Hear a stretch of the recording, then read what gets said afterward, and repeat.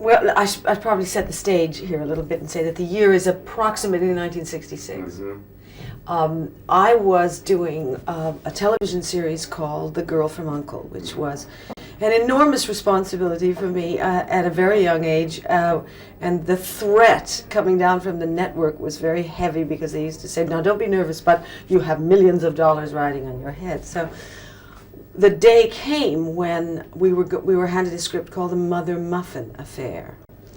And how it was possible for them to have cast this gentleman, I don't know. But I walked into makeup one morning and I saw this old woman sitting in a chair. And she turned around and there was Boris Karloff, who said, "This is the first time I've ever appeared as a woman." You know, that amazing voice of his. And of course, he melted me and everybody else around him. And I'm sure that he was well aware of the impact that he'd had on children, because he was anything but distant or unapproachable as one might have thought he might be, because we all watched him as kiddies.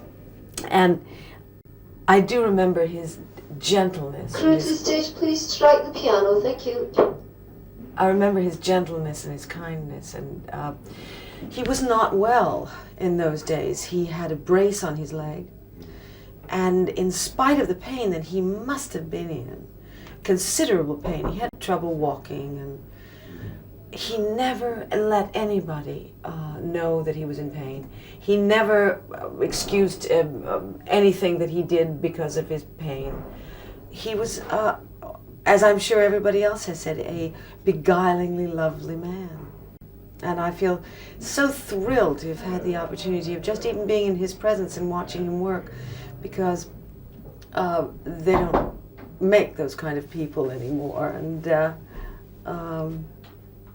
how lucky to have experienced it.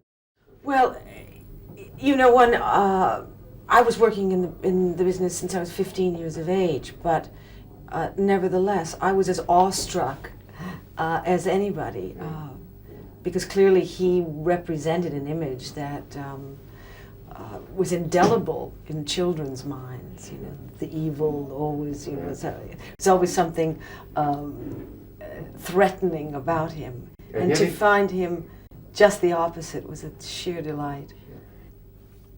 I wish I'd been older and under less pressure myself, to have been able to have more time with him, or to appreciate the time that I had with him and get more out of it. But we were both at this period, he was not well, and he really was not well, and was making an incredible effort to overcome his impairments.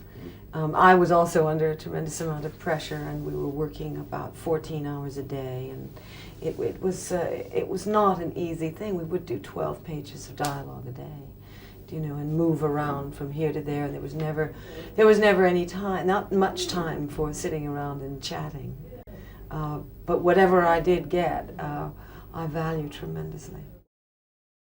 The most remarkable thing was his timing and his knowledge of himself as a performer. His timing was impeccable. He had, I don't know at what point he absorbed the persona, because he had definitely a persona that was bigger than life. And perhaps that superseded and transcended any other role that he did. But it was his personality, his character was so strong that it was indelible in every character he played.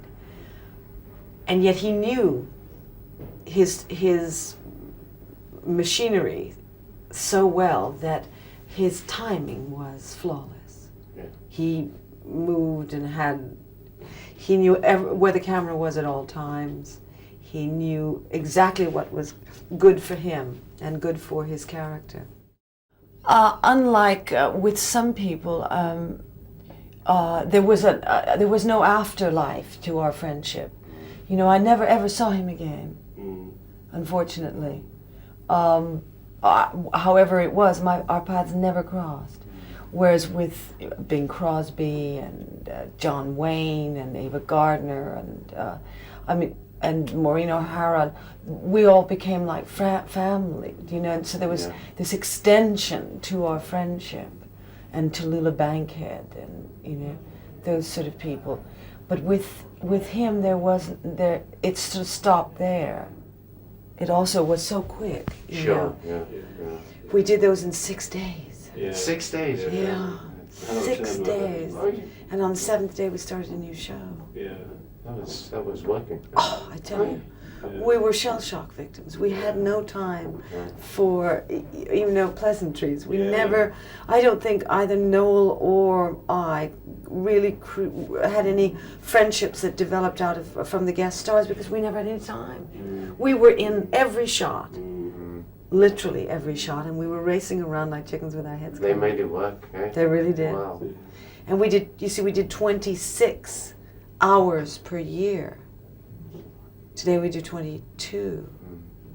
Yeah. So it's a little bit different. It is, yeah. Well, Stefanie, thanks a lot. Thank you.